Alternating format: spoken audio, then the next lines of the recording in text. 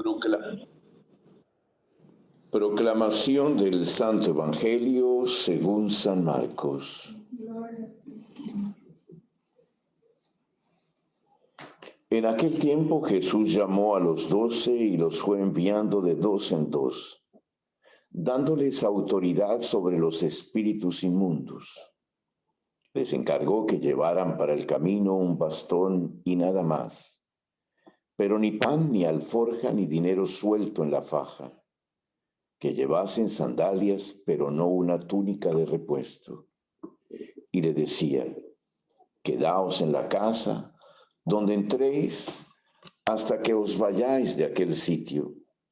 Y si un lugar no os recibe ni os escucha, al marcharos sacudíos el polvo de los pies en testimonio contra ellos. Ellos salieron a predicar la conversión, echaban muchos demonios, ungían con aceite a muchos enfermos y los curaban. Palabra del Señor. Gloria a ti, Señor Jesús. Nos podemos sentar para rever un tanto nuestras lecturas del día de hoy.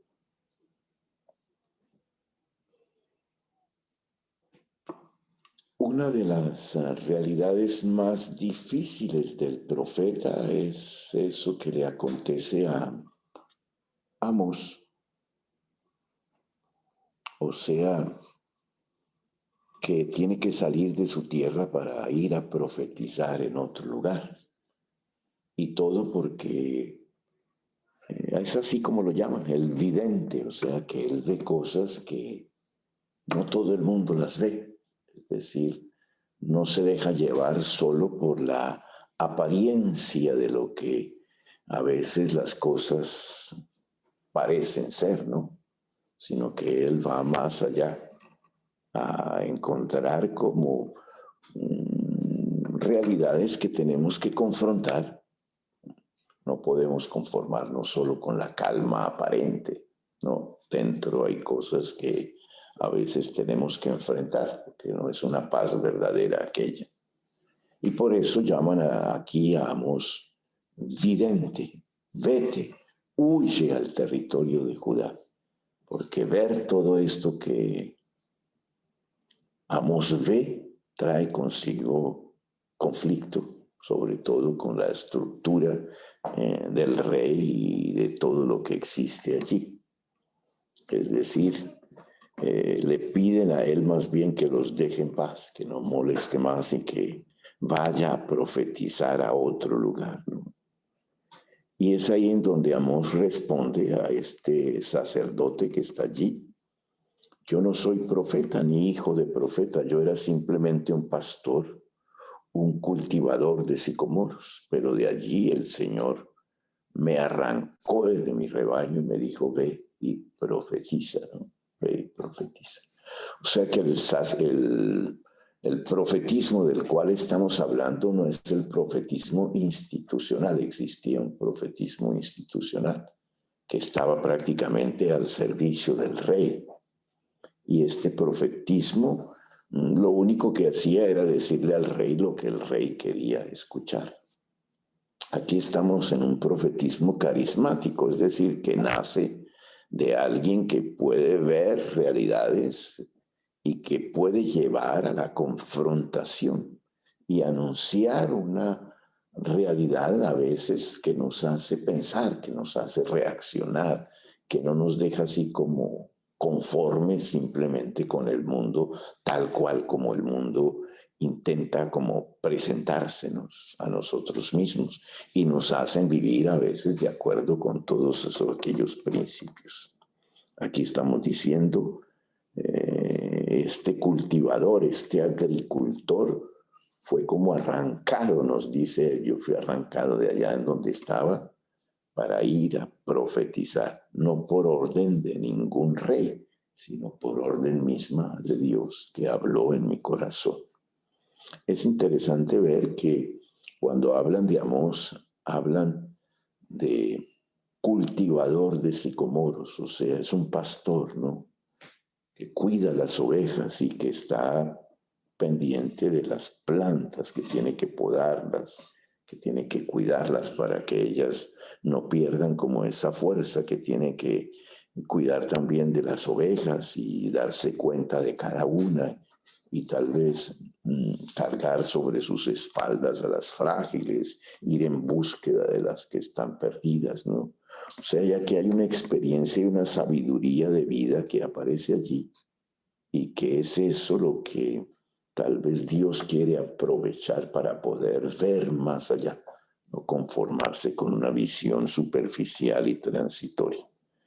Entonces Amós nos muestra cómo lo importante no es la estructura como tal, no es lo que se posee, no es lo que se tiene, es esa comunión con Dios que el profeta debe tener para poder hacer de su experiencia un punto de partida de un anuncio. Porque Amós ve realidades que son importantes confrontar. Amós va a ser uno de los que más va a denunciar la hipocresía del culto, o sea, aquellos que van al culto y que después vuelven y continúan en la misma injusticia, porque es un momento Amós pertenece al reino del norte, y el reino del norte, que es cerca del lago de Galilea, es un reino fértil que tiene progreso y que se conforman un poco con eso y que son un poco egoístas, se encierran en sí mismos y entonces hay mucha injusticia también en el pueblo de Israel, ¿no? Y este profeta aparece allí para no dejarlos así como en su confort, ¿no? Para cuestionar un poco la fraternidad, el respeto del otro, la capacidad de compartir con él, porque es entre los mismos judíos que esto está aconteciendo, ¿no?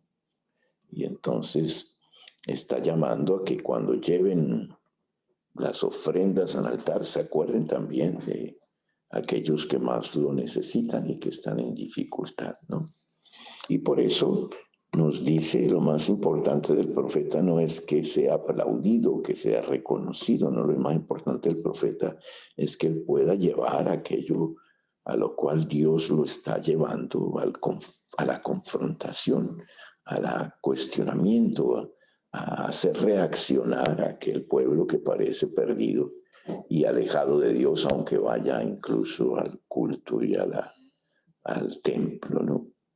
Es en este mismo contexto precisamente en que aparece nuestro evangelio de hoy, ¿no? Si hay algo que es evidente en él es que lo más importante, el apóstol, aquel que Jesús llama para estar con él primeramente, él lo llama para estar con él un tiempo y después para ir hacia los otros a anunciarlo, ¿no? O sea que hay un periodo de relación con Jesús, una relación que tiene que ser fuerte porque en esto se fundamenta todo el anuncio, ¿no? En que el apóstol esté con Cristo y eso es lo fundamental, ¿no? Esa comunión que él vive con Jesús. Y por eso todas las otras cosas tienen que desaparecer. O sea, no llevéis ni bastón, nada más, ni pan, ni alforja, ni dinero. Lleven sandalias, una sola túnica de repuesto, ¿no? Y vayan allí en donde los reciben, ¿no? O sea que se trata de una manera de anunciar que quede bien evidente que lo que se anuncia es Cristo mismo, no es otra cosa, ¿no? O sea que no está ligado a nada de poder, ni a nada de dinero, ni a nada de riqueza, está ligado simplemente al anuncio de un Cristo que nos llama a encontrar eso que está más allá de todas aquellas cosas, ¿no? Que cuando el apóstol llega allí, lo que queda en evidente es esa palabra, esa presencia de Jesús, ese amor que tiene que aparecer. No se trata de ninguna labor social, que hay que hacerlas también porque es importante, es un signo, pero que quede en evidente que el quien se lleva es a Cristo mismo, ¿no? Ese Cristo que nos transforma desde dentro, ¿no? Por eso, una de las cosas interesantes es sacudir el polvo de los pies, ¿no? Es decir, no llevarse absolutamente nada, no, nada, nada. Es decir, no estar agarrado absolutamente a nada, ¿no? Y por eso es un testimonio que ellos dan contra todos ellos que quedan como instalados, que como que se detienen simplemente a encerrarse sobre sí mismos y a intentar como vivir confortablemente olvidándose de aquellos que están a su lado, ¿no? Por eso la segunda parte no es solo estar con Jesús, sino a ir a compartir con los otros esta alegría que hay en nuestro corazón cuando Dios está allí, cuando nos lleva incluso a vivir esa libertad de no agarrarse de tantas cosas, que nos perdamos y que perdamos esa comunión con los otros, esa cercanía, esa proximidad, ¿no? Por eso dice que esta manera de actuar de los apóstoles expulsa muchos demonios, curaba a muchos también, ¿no? O sea que los hacía capaces de una transformación interior que se realiza, ¿no? A veces vivimos engañados por nuestra apariencia exterior o por el prestigio que tenemos o tal vez por la riqueza que nos rodea, ¿no? Eso no es suficiente, nos dice aquí el Evangelio, para poder vivir esa relación con Jesús, ¿no? Hay algo íntimo, hay algo interior que debe hacernos sentir como que estamos actuando en esa humanidad que nos llama a una fraternidad, a un encuentro cercano, a un preocuparse por la persona, ¿no? O sea, lo que nos está mostrando aquí es un evangelio que nos manda a encontrarnos con los otros, ¿no? Independientemente absolutamente de todo, ¿no? De toda riqueza, de todo confort, de toda... No es la persona la que Jesús va a buscar, ¿no? Y es por eso que ellos tienen que ir absolutamente buscando eso, más que otra cosa, ¿no? Y por eso la fuerza del Evangelio está allí, en la amistad, en la comunión, en la fraternidad, en la proximidad, el que no haya barreras, sino que rompamos esas barreras a veces que nos separan y que a veces hemos construido por todas aquellas cosas que el mundo nos ofrece, ¿no? Por eso uno de los consejos que se da con esto es no tengáis miedo, ¿no? No tengáis miedo. O sea, dejen esa angustia a veces por tantas cosas y vivan esa comunión con Jesús que los llevará precisamente a encontrar en esa riqueza que se tiene un lugar para bendición también de los otros, ¿no? Y poder encontrar en los otros como aquellos con los cuales podemos disminuir su sufrimiento o incluso establecer una relación, ¿no? Una relación. Es ahí en donde el Evangelio se reduce a esa realidad simple, ¿no? Toda estructura económica que nos impide humanamente vivir esa comunión en familia, todos principios que nos impiden como aceptar la vida y alegrarnos con ella y tener la alegría de comprometernos también con ella, ¿no?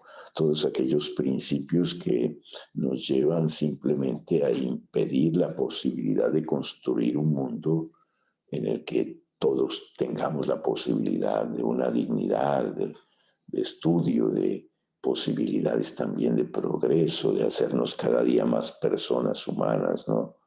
Todas aquellas mentalidades que quieren reducir al hombre simplemente a un número o que quieren tal vez dejarlo simplemente como instrumento de la ciencia, un lugar de experimentación o alguien que no cuenta, ¿no?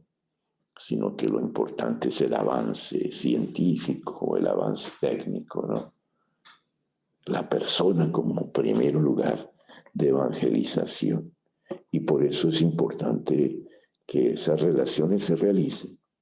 Todo lo que toca el Evangelio es nuestra capacidad de ser cercanos, de proximidad, de comunión, de conocimiento de unos con otros en el interior mismo de nuestro corazón. Por eso dominar todos esos sentimientos que nos encierran, que nos hacen incapaces de encontrar al otro, de ir a la búsqueda de alguien más que a mí mismo y realizar esa bonita proposición que el Evangelio nos trae, tienen como punto de partida allí. Es Cristo mismo, no es otra cosa.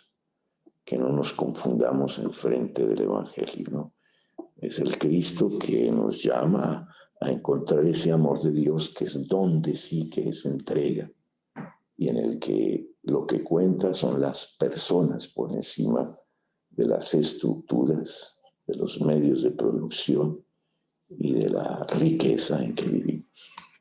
Ofrezcamos entonces esta Eucaristía porque Dios nos dé la gracia de sentirnos llamados por Él y de hacer de nuestra experiencia una capacidad también de ir más allá de aquello que el mundo nos ofrece, al encuentro verdadero de una familia, construir un amor que dura, de hacerse hermano con el otro, de poder aprender a amar, a entregar, a darse y a poder encontrar en el corazón como no solo las riquezas que a veces nos agarran, sino en primer lugar aquellos que necesitan también de nuestra presencia, de nuestra ayuda y de nuestra comunión.